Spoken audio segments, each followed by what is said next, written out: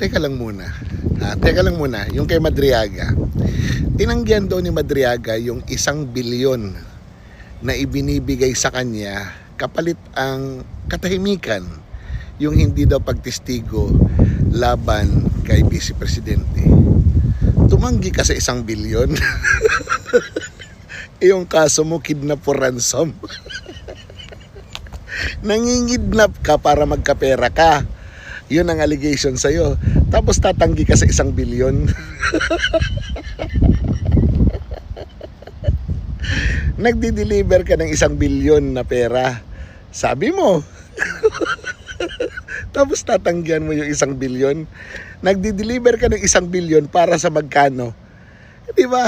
Absurd. Minsan, yung exaggeration ng kwento, yun ang nagpapahamak sa inyo. Kinginan ninyo.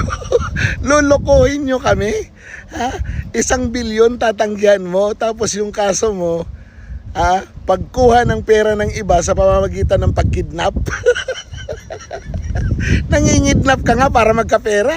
Ayan, klarado na 1 bilyon, tinanggihan mo pa. Ulul. Sayang ang bayot.